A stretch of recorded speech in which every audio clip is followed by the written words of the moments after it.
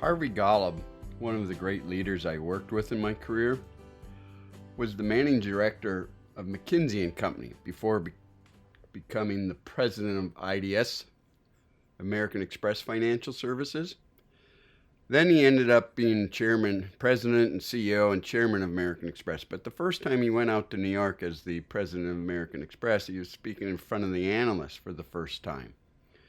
And the analyst asked him, "Mr. Golub, who's your number one competitor?" And without any hesitation, he looked at them all and said,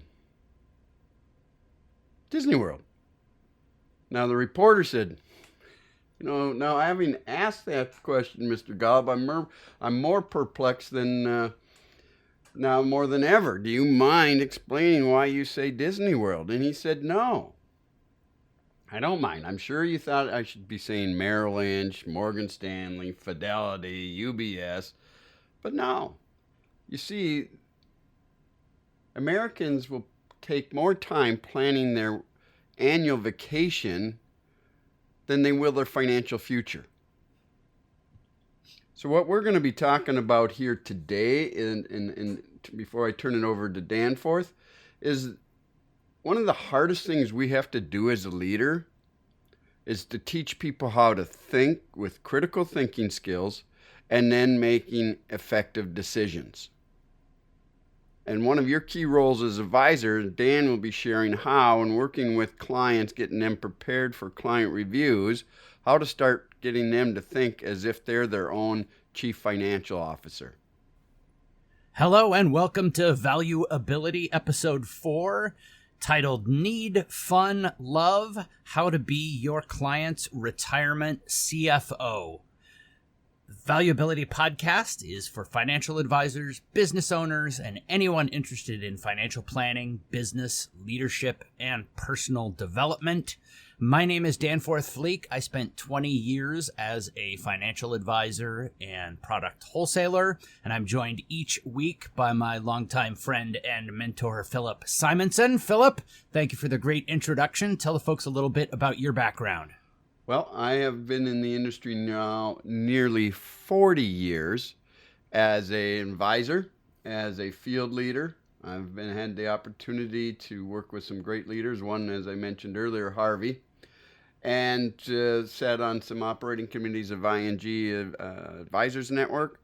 Then Harvey and Jeff Stiefler shipped me over to England to set up a financial planning company for American Express in the early 90s for about 4 or 5 years. And that's really me, Dan. Excellent.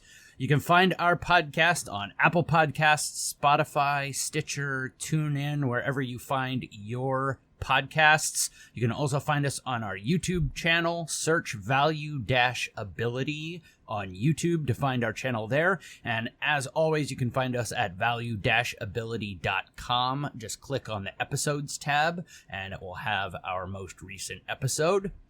Wherever you find us, like, review, subscribe, share, email your friends, tell everyone. It really does help us out just passing on info about us or liking us wherever you find us on whatever platform you find us. While you're at the Valuability website, you could sign up for our mailing list, value-ability.com. Click on Contact Us. And follow us on Twitter and Instagram. Both are at value_ability. Both of those are quite important. Twitter is the best way to get in touch with us. You can also contact us, obviously, through the Contact Us page that I just mentioned, but we check our Twitter more often, and it's a more direct way to get in touch with us. And the Instagram is going to be specifically important today, because any visuals that we use, and there are a couple of visuals for today, are going to be found on the Instagram account. So also at value-ability.com. Everything is at value-ability.com, but if you don't want to have to go to our website, you can check out our Instagram account as well to get those visuals. And as always, if you're driving, please don't look up our website or any of our social media accounts. Because remember, it's better to be late 5 minutes late in this world versus 5 minutes early in the next. Absolutely. Absolutely. And I've had, having spent Oh, I don't know, 15 years driving around the greater Midwest. I've probably gone, over 1 million miles in a car, and I have had more than a few close encounters, and almost all of them were related to me staring at my phone. So take it from me, do not tempt fate too many times. I'm lucky to have made it out alive. So with that, we're going to talk about a topic that was actually one of the things that I spent a large portion of my career talking about. And it was the transition of clients from working to retirement. And the one thing that I found most interesting, and I came into this industry back in the mid 90s, and I can still remember the very first thing that I did as brand new, just got hired, hadn't even cracked my Series 7 book. Literally, I'd been working for less than a week in the industry.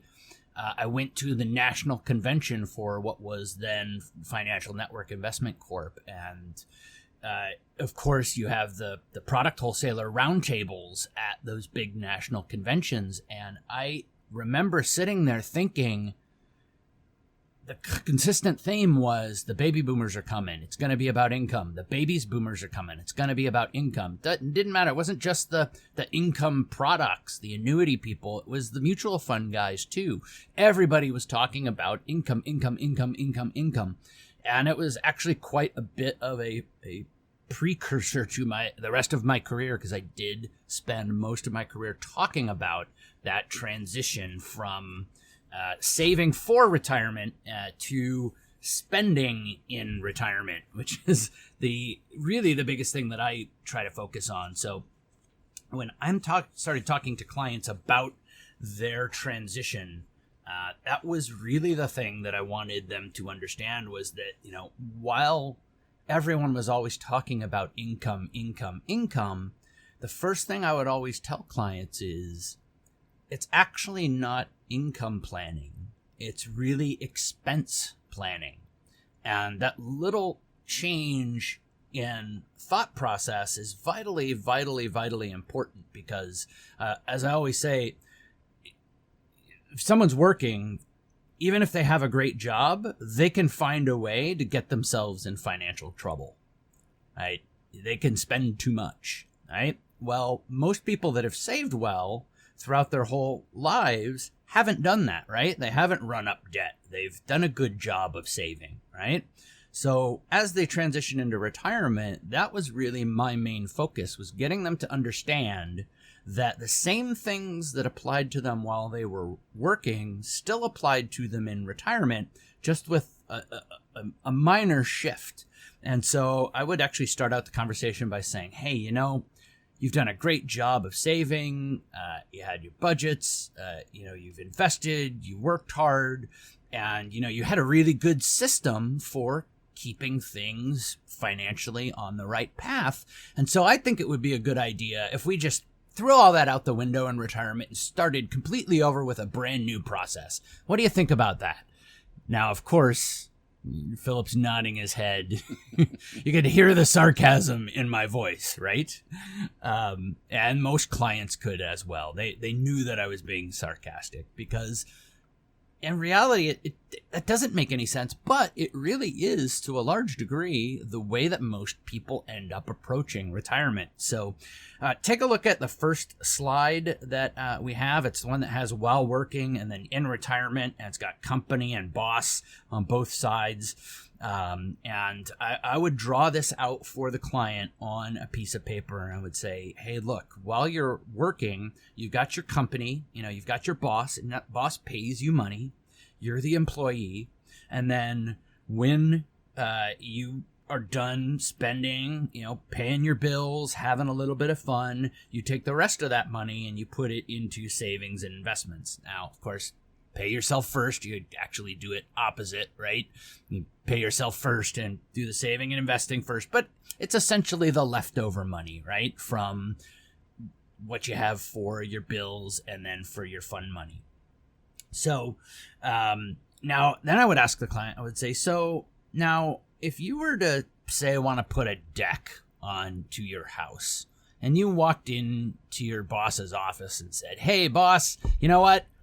I'm putting a deck on my house, so I just need a $50,000 advance on my income, and then, you just keep my paychecks going forward, and if the company doesn't do so hot, well, maybe we can, talk about something, fixing that in the future, but just go ahead and give me $50,000 in cash up front." What do you think the boss would say, Philip? What are you, high? Yeah.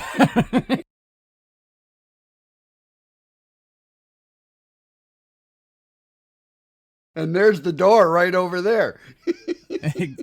Those were the two things I always said, right? Are you drunk? And after that, you're fired. Obviously, you've gone crazy, right? That's just not the way that things work, right? You don't get to just raid the company's assets as you please as an employee, right? There's a balance there, right?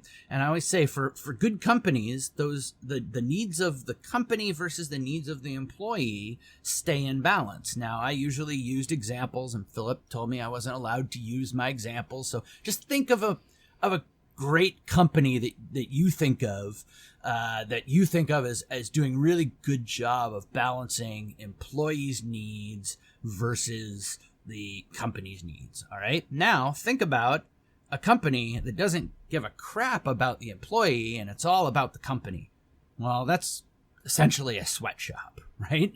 Now the opposite is where the company doesn't win at all and the employees win out. Get too much, they bargain for too much, and I'm sure you can think of a couple of examples of companies that's happened to over time, and that essentially what happens then is the company goes bankrupt, right? So, and we don't want either of those two things when you're in retirement. We want you to be that successful, happy company. We want the employees to be happy, we want the boss to be happy. And why is that? Well, in retirement, the company actually becomes your retirement.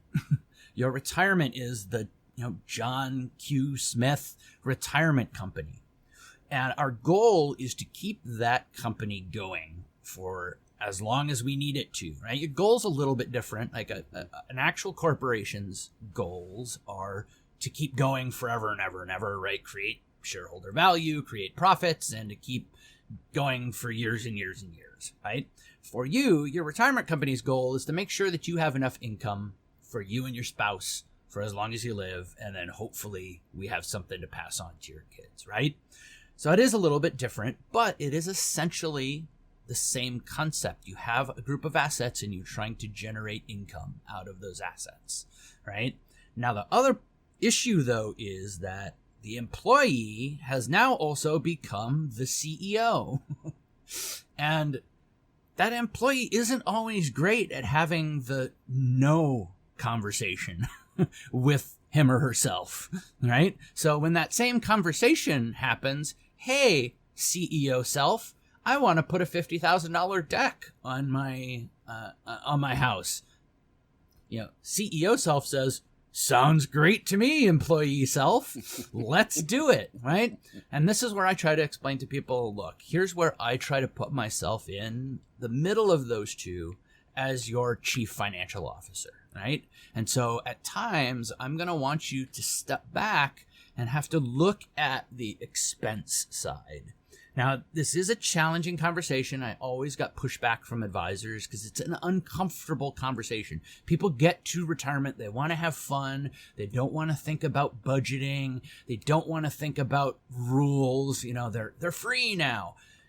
But that is, in essence, what you're getting paid for. You're getting paid to have the difficult conversations. You're getting paid to create reality for the client and to help them understand that you can't just go into retirement without a plan. You need to keep your plan as similar to what you had while you were working as you can.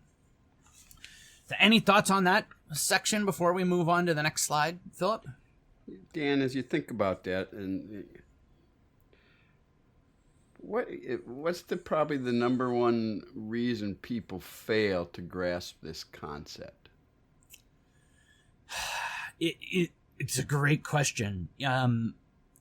I would say it is the fact that they have never managed cash flow from a business standpoint. Mm-hmm. Now, when I first started having these income planning discussions with clients, I very early on noticed the people that immediately got it tended to be small business owners. Right. Now, there absolutely were some people out there that also got it and really, really liked it. I can remember actually one of my really great clients, his first real client, he was an up-and-coming financial advisor. One of his first big accounts was a guy who had worked for the local energy company here as a linesman for years and years and years and years, had a pension and a nice sized 401k. We sat down and explained this to him, and it just clicked, and he got it, and he was like, that's what I want to do.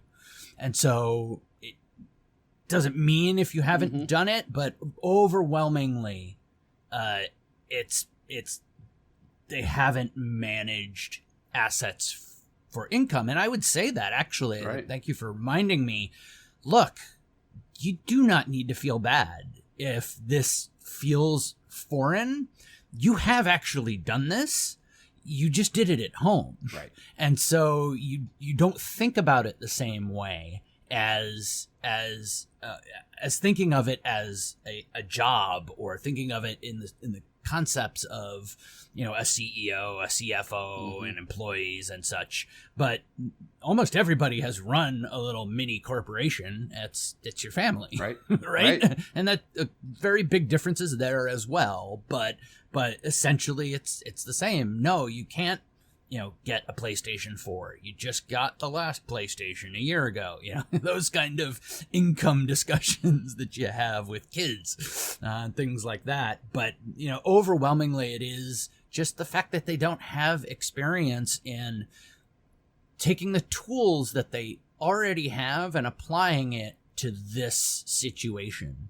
And it is also just that instinct of, you know what, I played by the rules for 45 years and I'm going to do what I want to do now. And again, it's a hard conversation to have, but it's a necessary one to say, hey, you know what? Again, I don't want your retirement to be a sweatshop, but if, like what we're going through right now, it just happened to you, right? You canceled a vacation. Now, some of that had to do with the virus and travel restrictions and things like that. But, also, hey, maybe we don't want to spend a bunch of money right now. Absolutely right. I'm on a fixed income now. Right. And that's exactly my point was also like, hey, just because the first year is a bad year for your retirement assets doesn't mean you can't go to Phoenix to see your grandkids or go to, Lake Okoboji in Iowa if you're a Minnesotan or in the Dakotas, go someplace close that's not super expensive. Might not be the best year to go see the pyramids in Egypt or, your big 2-month-long Mediterranean cruise or whatever your, big expense was. So again, it's not, hey, you can't do anything. Let's be reasonable about it. So, and we'll get into that a little bit more as we get into that next section. Thank you. That's, again, I think it boils down to, as we discussed here, learning to live with delayed gratification. It is. But it's not even necessarily totally delayed, but just realistic gratification. Yes. Right? Like, and I really do try to point that out to people is, again, hey, look, you retire in December and, the following March is a historic down market. Doesn't mean you can't do anything unless, of course, it's a pandemic virus and we all have to stay at home. But that's a separate topic, right? That's a separate topic. But it does mean that you have to take a good hard look at things and plan accordingly, right? But also, if you're doing this the correct way, that actually shouldn't be that big of a deal actually until year 2, because one of the other things that people and many advisors do this is they sit down and they say, well, I think, according to blah, blah, blah investment bank and blah, blah, blah mutual fund company's chief economist, we think the economy is going to do blah, blah, blah, gross domestic product, and the market will increase blah, blah, blah this year. So if we are correct, you can spend this much this year. All of that is nonsense, right? Like, they don't know. They're wrong as often as they are right. It makes absolutely no sense to base your plan off of forward-looking projections. Correct. How companies do it is they sit down at the end of the year and they say, how did we perform? We performed this way. Okay, well, based on that information, which we now know to be true, we are going to spend X next year on these goals, right? And so this is exactly the same way that we need to focus you on in retirement as a client. So we're switching over to the slide that says need goal-based income allocation. So on the left-hand side, and I would often just do this as a white pad exercise. I got to know it all. I would just write it out and do the triangle: need, fun, love. Also, very similar to the hierarchy of needs, right? Maslow. Similar kind of concept. Yep. There are really no new ideas. They just keep getting reframed. And so you've got, need, fun, love, right? And while you're working, I essentially line those up with your salary, your bonus, and then what I consider savings, right? Savings or investments, right? So what is it that we like about salary while we're working? Well, it's consistent. It's regular. If we do a good job, it should go up over time with inflation, and it's reliable, right? We know it's going to be there each and every month, right? Now, skipping over to the right-hand side, to the retirement side, there's one big thing that fills all of those buckets that almost every working American has, and that, of course, is Social Security. Right? So we've got a great base for that bucket already. But we think about this as your salary bucket, and this is going to take care of your need expenses, right? So then your bonus fluctuates, right? You use it when it's available.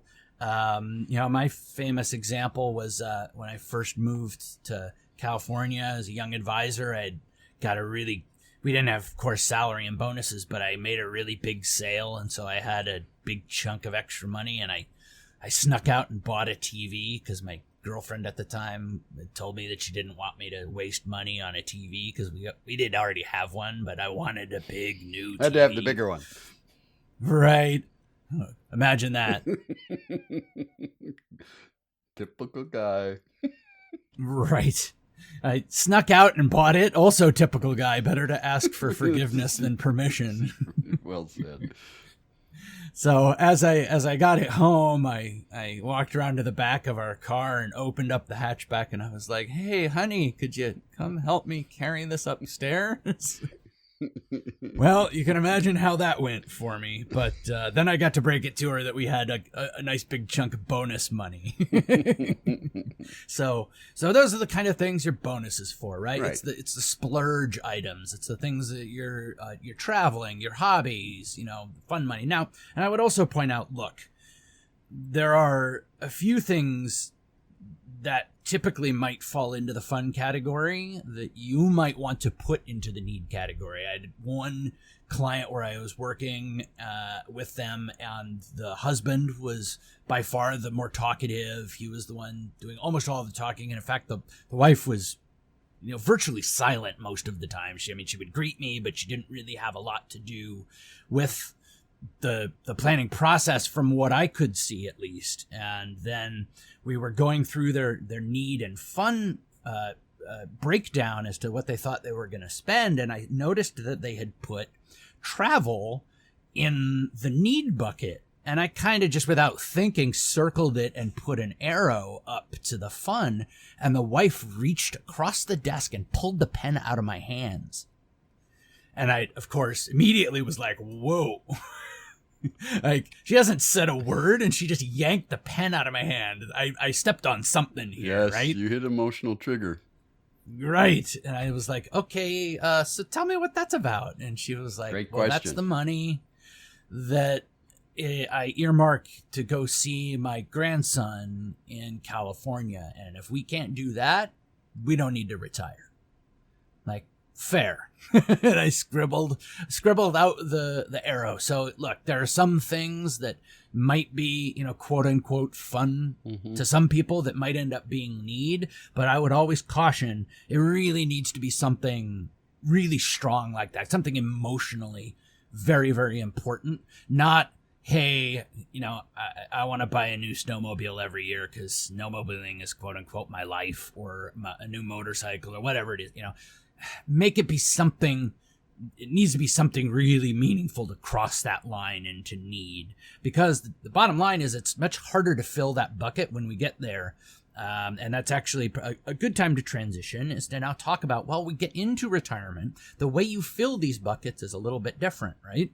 So our fixed bucket, we already have something that's going to help us out, keeping that income consistent, regular, inflation adjusted, and reliable. And that is, again, Social Security. Some people might have pensions. Some people may have other fixed rate assets, such as property, rental property, income, things like that. And then guaranteed products. So fixed rate, guaranteed, either income products or just fixed income investments. I'm not going to talk too much about how you fill that bucket, but the bottom line of it is that there are a number of ways to do it. But getting the client to think of it as, hey, this is my bucket that is going to dump in that paycheck money each and every month that's going to pay those base bills, is really, really, really important to get them to understand that, because it sets up the fun bucket. And this is really where managing expenses comes in, because the fun bucket has a twofold property. Number one, it's to provide that fun income, but it also helps us grow that fixed bucket, right? Because the one thing about fixed income and guaranteed products is they're not linked to equities almost all the time. There are some equity linked products, but once you start drawing income off of those, it's very hard for them to continue to grow, right? So we have to set up a plan to supplement that fixed income over time. So here is where we come back to the good old fashioned 4% withdrawal rule, right? We allocate our portion to fixed to cover our base needs, whatever our expenses are in excess of our Social Security and pensions. And then the rest is our variable bucket. A 4% withdrawal off of the year-end value of the account is statistically impossible to run out of, right? When we hear about the 4% rule getting reduced, that's when you're talking about 4% of the original investment indexed for inflation, right? If you take 4% of the ending account value, statistically, you cannot run out of that asset, right? So, but now this means, let's say, and it's just going to use a round number, $100,000. Let's say our asset in that bucket is $100,000. That means you're getting $4,000 a year off that, right? Now, obviously, that's way too little. I'm just using the round number because it's easy. But that's your number. That's what you're going to manage to, right?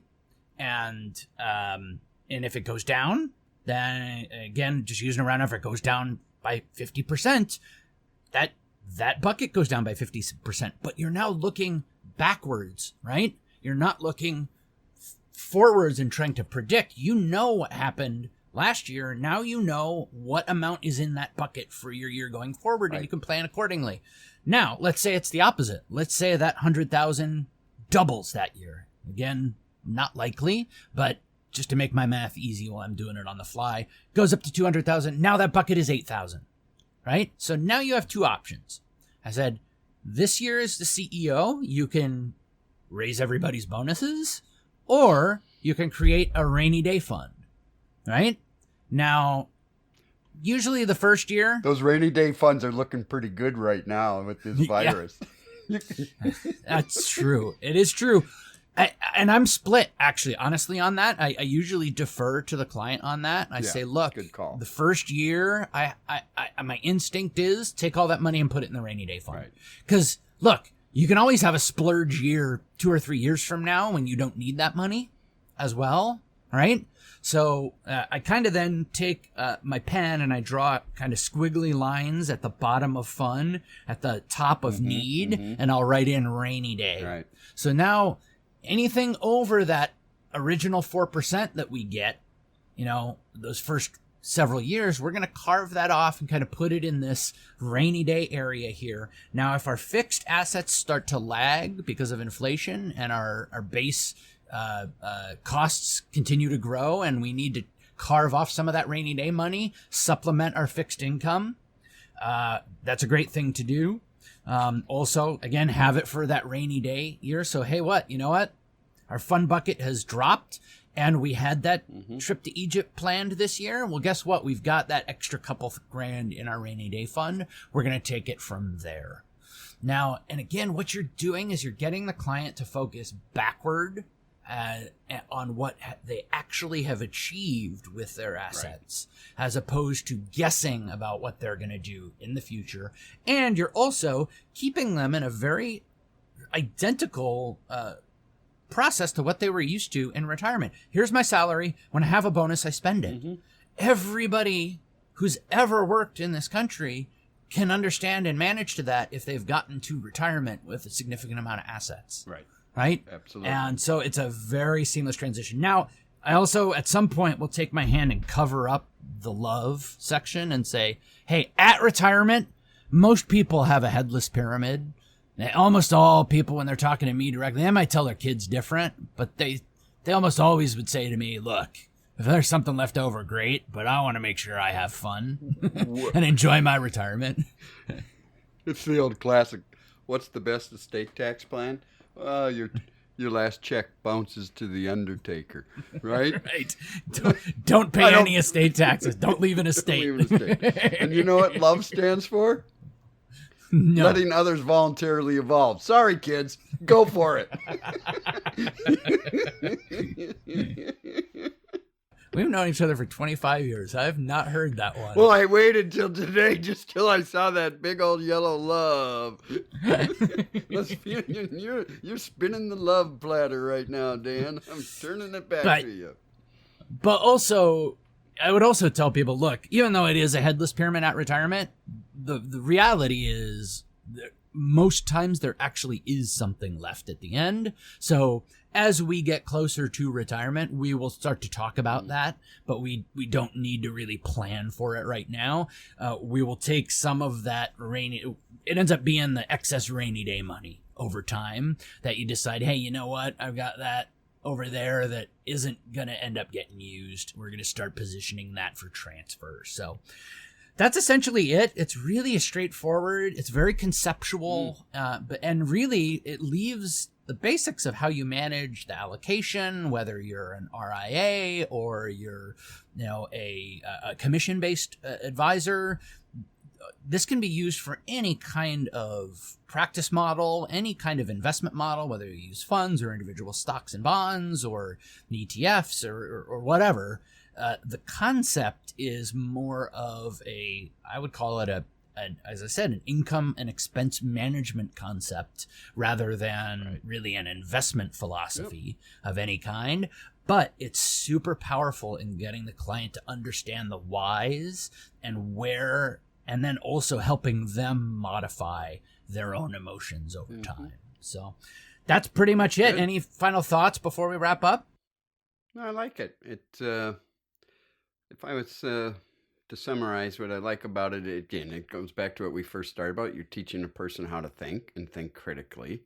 You've taken something that can be complex and made it simple, which is always a good thing to do. And a picture's worth 1,000 words. Whether you use, use the draw it out, as you said, or if you download our piece here that you put together, great. And just one thought, Dan, if in a couple minutes, what do you see as the client's biggest roadblocks from grasping this concept, or the advisors? Is there one or two, and then how can you help them manage through those roadblocks? I would say from an advisor standpoint, it's really just comfort. Like most things, it's hard to change, and they've been successful doing it one way. Secondarily, the issue too is that for an advisor, the failure of a client running out of money is very easy to rationalize that you didn't have anything to do with it because of the impact of inflation over time. It is the thing that is the hardest for clients to grasp. And I would say, actually, that is the section, I'll come back to it briefly in a minute, is the hardest for clients to understand, is that the why behind the need to do it this way is the impact of inflation over time. And so typically what happens if you don't have a good way to get clients to manage their expenses in retirement, eventually you lose control of them and they start to overspend. Right. And it's easy to rationalize that away as an advisor. And so then 15, 20 years down the line, when their assets have started to be taxed, it's easy then to say, you know what, you're just asking for too much, and that's the problem. Because asset depletion, I always used this little key phrase, and I think I made it up. I don't think I heard this from everywhere, which is, and it's kind of a Yogi Berra-ism. If you're not ahead, you're behind. Right. And what I mean by that is if your assets aren't growing, you have already lost. Like, if you don't pull in your expenses and stop spending, if you retire, the market goes down and you continue to spend through that, the shares that you sell there, I would use the example of the Titanic. Everybody saw the movie, right? You hit the iceberg, they ripped it from stem to stern, and the engineer pulls out the plans and he lays it out and he says, hey, we got water coming in here, here, here, here, and here, the ship's going to sink. And I look at people's portfolios 5, 6, 7 years into retirement where they've gone through a big downturn and they have just continued to spend through it. The market pops back and their account value is probably back in within 5 or 10%. And they're like, you know what? I'm 5, 6, 7 years in. I'm back to almost where I started. I'm great. No, you are doomed. You are taking on water and the next one is going to get you. Right. And both advisors and clients do not understand that you, if you go through these big market downturns early on, you cannot just steamroll right through it and spend away and think that everything's going to be okay. And then once it pops back, advisors tend to be like, oh, hey, we're back to where we started. It's okay. No, it's absolutely not okay. You have to be growing the assets in order to keep pace with inflation. And so to circle back to that, for clients, it's the power of inflation. They understand it intellectually, emotionally, they have no idea. They cannot grasp it. Well, that's right, Dan. I was just going to say, for a lot of them too, it's a hard concept. I know we're going to have a whole topic on it, but right. You and I have always called it the silent embezzler. It's just the erosion of your purchasing power of your dollar, and you just never see it. It's hard. It just, over time, and you got to have a portfolio at least doubles or triples in retirement. If you retire at 60, and you got a very, very high probability of living into your 90s today. So, and at a 3% historical rate, into the rule of 72, you and I have talked about many times. I think we've shared it with our audience here, but that's 24 years.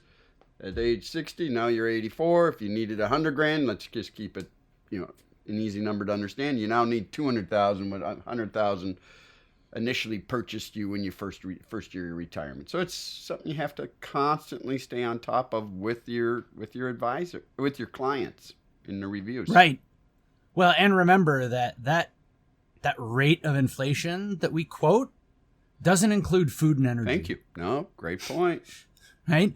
Also doesn't over include things like healthcare that retirees number one overconsume, right? Yeah. And so 3% is I would say really, really, really conservative. Yep. My stepfather retired in his early 50s and thought at the time the amount of money that he had was just so gargantuan. He had sold the business and he thought, man, there's just no way that this is ever going to run out. And now when he retired, it was the old planning model, right? Throw it all in bonds and live off the income. Except he has slowly over time had to sell bonds to pay for this, pay for that, pay for this, pay for that. And as you're doing that, your income's also dropping and inflation keeps going up. So you cannot deplete the asset and, again, create that model that's going to grow over time. And that's really what this helps the client understand is that, hey, we've got to have that fixed bucket. We cannot go in and get that. And in fact, it has to grow. Right. And we have to find out a way to keep it growing. So beautiful. Yeah, with that, we will switch on to our article for this week. It's titled Using a HELOC or a Home Equity Line of Credit to Get Through the Coronavirus Crisis. Now, I'm just going to read a little bit from the article, and then we can chat about it. So, using a HELOC to get through the corona crisis, March 27th, 2020. Some aid is coming. The Coronavirus Aid, Recovery, and Economic Security Act promises some $350 billion in loans to small businesses, 500 or fewer employees, to cover payroll and other expenses, but some business owners are already waiting in red ink and need solutions sooner than the federal aid money may become available. Tapping into a home equity line of credit can offer small business owners a way to bridge short-term gaps caused by vanishing revenue streams. While the Fed's dramatic rate drop in mid-March may have initially seemed like a boon to those looking to refinance their mortgages, the short-term effect has actually been a rise in rates as lenders seek to stem a flood of refi inquiries that threaten to overwhelm their systems. Home equity line of credits are tied to the prime rate and float in response to market conditions. That makes them a better and more economical way to borrow in the current environment. But for those who can't wait for government program rollout, tapping into a home equity line of credit can probably offer the least expensive way, interest-wise, to bridge the short-term gap created by vanishing revenue streams. It's also a good idea for older clients who have likely paid off their mortgages or have large equity balances in their homes. If they're concerned about shortfalls in their income and from investments because of recent market declines, I would advise looking into tapping a portion of their home equity to help them make ends meet. It's much less expensive than living on credit cards, and when things return to normal, they'll likely be in a better position to repay the loan out of their assets. Bottom line, for me, my initial response is I always hate taking on debt in any form, but this is an absolutely unusual circumstance, and the author is absolutely correct. Both of our 4 cornerstones from last week and the Need Fund Love are both about not violating, those assets.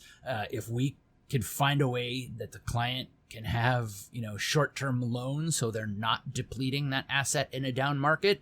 Now, if you're using the cornerstones or if you're using the Need Fund Love and you're doing the backwards looking, you should have a big chunk of money to get them through. But hey, this might last longer than a year. We don't know. We're not certain that the market's going to be back in a year. Certainly could be. Absolutely might not be. And if it's not, when that bucket has run out, I would say yes, if you have equity and it's available, it would be a good option for taking that low interest loan under the recognition that you're going to pay it back as soon as your assets recover. Very good. That's great sound advice. The other thing I would just bolt on to, and as an advisor, as you're making your calls out now to your clients, particularly if you have small business owners as clients, it's all down to preparation so you can add value to them. And I just checked this out prior to our podcast. You can go out to the uschamber.com because it was actually enacted. This law was accepted a week ago, last Friday. So it's out there. And I did like the the website from the U.S. Chamber of Commerce. It had an actual guide that you could download or just pull up, and then they can actually start applying for the loans right there. So that's a great place to get started, and that's my 2 cents there. Yeah, absolutely. We're not going to cover. There's tons of resources out there for people that are looking at the actual loan processes and the differences between the payroll loan and the non-payroll loans. We're not going to go through all of that, but definitely is an option out there. But even so, that money may not hit for a couple, 3 weeks, a month. So just be creative in helping people come up with ways to keep those businesses moving while they're waiting for everything to get figured out. It's a unprecedented time in many ways, and so taking unprecedented steps is certainly something that we need to consider on that front. So with that, we're going to transition into our questions section. Philip, I'll let you start with the first question. What is the biggest financial mistake you see being made often? Well, I'll be consistent and predictable, just like that need fund in the bottom of the pyramid. It's not being able to live with delayed gratification. And let me get even more specific on how to overcome that. One is, first of all and foremost, create a plan, and make sure that plan you've developed emotionally compelling goals that are linked to the things that are important to you in your life, the values, because that'll help you stay the course, as well as in that staying the course, monitor it at a minimum on a yearly basis. And look at where are you against your goals when you first started? Where are you now against them? And what do you have to be doing differently to make sure you stay on track? Because this financial planning is a social science at best. It's not an empirical science. So those are the things I would say. And just to apply numbers to it. There's really 3 stages of a person's life. I'm going to keep it simple. There's from infancy to age 25. Those are your earning years. From 25 to 65, those are your earning years. From 65 and beyond, it can be your golden or your yearning years. Just doing the math. I think it was Clinton who told Senior Bush, it's the economy, stupid. Well, it's the math, stupid. If you just started off, and I did, and I started selling. I started in '82, the Economic Recovery Tax Act. IRA started $2,000 back then. $166.66. Well, they didn't like the 666, so they let us round up to 167 you could put away a month. You do that for 40 years at 10%, you'll actually accumulate $1,056,121. And you've only invested $80,000 if you could average the 10%. Now, I'm happy to say, and I can say it right here, I did that and it worked. But also what I would tell my clients, you just delay 1 year.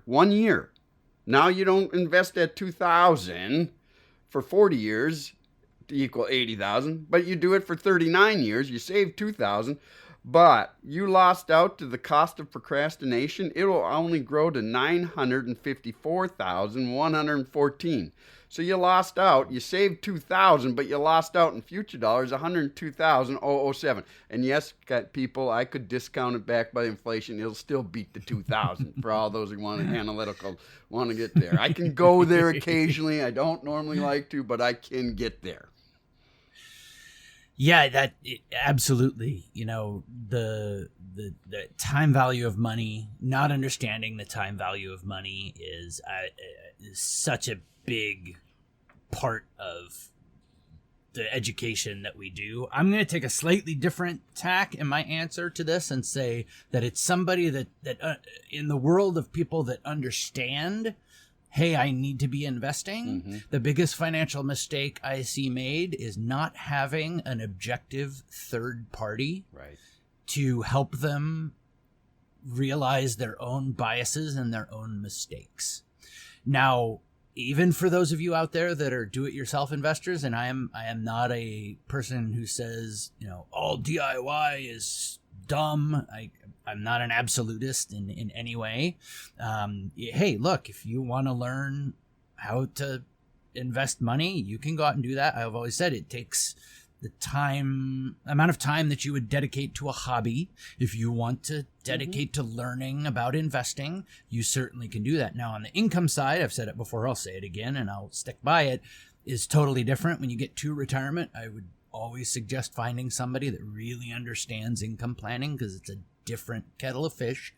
But even if you are a dedicated do-it-yourself investor who spends a good amount of time, you still need a third party to bounce ideas off of and to basically be your BS caller, for lack of a better phrase. Now, that could be your spouse. That could be a good friend. For a long time, for me, it was actually just a friend of mine who I would shoot over my 401k statements and just say, hey, take a look at these and see if I'm missing anything. And he would shoot me back some stuff and say, hey, think about this, or why did you do that? Or, you sold this and it didn't make sense to me. Why?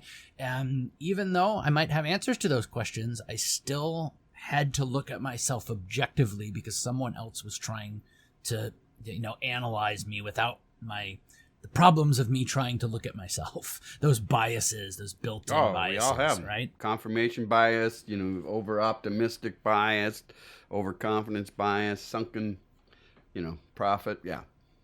Right. All of them. And that's the great thing about having a relationship with a financial advisor, is that goes both ways. Advisors have biases as well. So as a client, you can also need to be active in working with your advisor. They're going to point out your biases. You can work with them. And I always said the most important thing I always feel like with an advisor is that trust, right?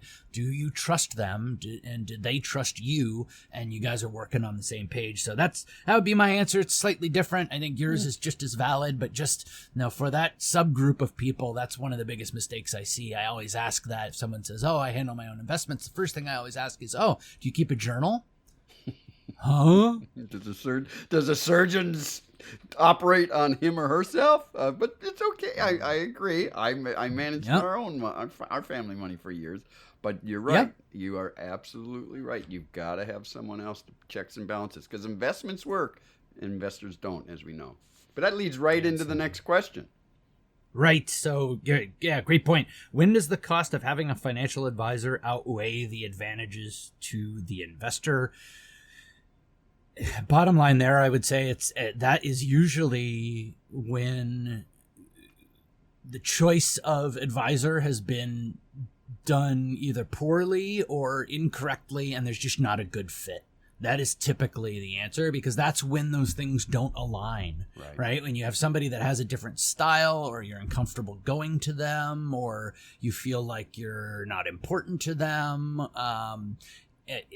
When those things aren't in alignment, no matter what you're paying, you're not really getting the full value of a financial advisor. I think this person who posed this question actually was maybe looking for an actual dollar amount, but that again is also all relative. Like, people will often ask, well, isn't X amount too much to pay a financial advisor? I'm like, well, I don't know. I sat with my, counterpart who was the life insurance product wholesaler for my company, and he pointed out an estate planning point that saved a client $6.5 million in estate taxes, and I don't care how much he charged for that information; it was worth it, unless he charged him $7 million for it, which of course he didn't. So it's all relative, right? To what value you think you're getting. And that again, I think is the hard part about is quantifying, hey, how much money would you have lost if you were alone by yourself? Hey, go back to last week with my finger wobbling over the enter button.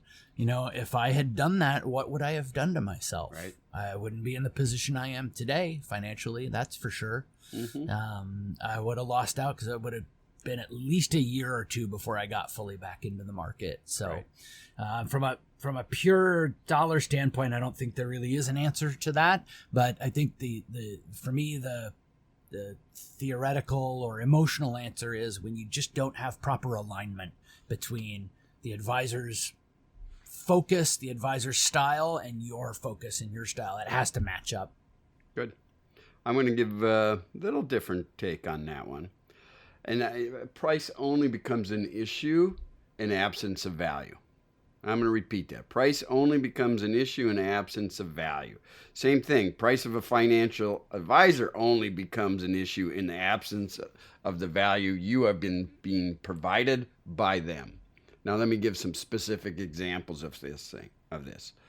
A good advisor and an excellent advisor. Number one, they've got to be people of integrity. Their actions are consistent to what they say they're going to do. And in a good example of this, a good advisor, if he or she sees you going off your plan, like Dan was describing earlier, and the working in retirement and you're spending way too much, they've got to be able to tell you, and they got to be able to stand the ground and actually be willing to fire you because they believe in it so much. They know you're going down the rabbit hole, and there's no way back once you get down there. Reminds me of what Alice told Dorothy in The Wizard of Oz when, I won't say that at this present time, but there's some weird you-know-what going on down that rabbit hole. But anyway, so next, they got to be client service oriented. So what I mean by that, the focus has got to be on the desire to help and serve the clients. Specifically, and you better have an annual review, and that should be mandatory. And in that annual review, they should be looking at, where are you now? Where are you against your, when we started, where were we? Where are you now? And then what do you have to be doing differently to stay on track and helping you make good decisions? They should be a very, very good coach, almost like a life coach. Then I would say, they've got to be very good at teamwork. And I'm just going to pick these three. Again, integrity, client service, and teamwork. Or collaboration, because the good advisor can't do it on his or her own. They've got to work with accountants. Right now, you and I were talking ahead of time. You called your attorney. What's going on? About these small business loans. I need to get the information. Right. Let those people have the time, training, and temperament. The 3 T's. Leverage them. That's their expertise. But you come together as a team to inform the client. If you're not getting any of that, then otherwise I say just take the money and do the S&P 500 index, let it ride, and get yourself an app, a financial planning app, where you can run your own numbers if you're self-accountable. Yeah, I think that's essentially kind of just a more specific version of my answer, I would say, mm-hmm. Right? Yeah. It's now if there might be people out there that don't want that intensive of a relationship. I would say that is the good the good level of having at least an annual review and good client service, all of that. There may be some people out there that want a little bit more of a hands-off approach. But whatever that level is, it has to line up with your goals and focus. I 100% agree with you. My opinion is that that's the right focus. But I do know that there are people out there that may not want that. But one thing I will absolutely agree with you on is they have to stick to their guns. Yeah. They have to be able to tell you the uncomfortable thing, tell truth to power. They don't just toady up to you because you can take your account and go to another firm. Yeah. They're going to tell you the truth no matter what. Yep. So, and with that wraps up our episode for this week. Take a look at our website, value-ability.com, and click on the Contact Us tab. There you can send us topics or questions that we can cover in future episodes. You could also reach out to us on our Twitter account at value_ability and send us questions or topics that way as well. Wherever you find us, please like, review, subscribe, share, email your friends, coworkers, anyone interested in financial planning, financial advice. Let them know about us. Next week, we are going to be covering delivering value, client service with a purpose. To Philip's point, focusing in on how do we create that excellent client service process. And it's not just what we say we want to do, it is the 90% process that you need to put in place to make sure that you're delivering on that value. As always, thank you for listening, and join us next week. And until then, remember that financial success comes from building a plan on the foundation of your values, and building your ability will help you get there.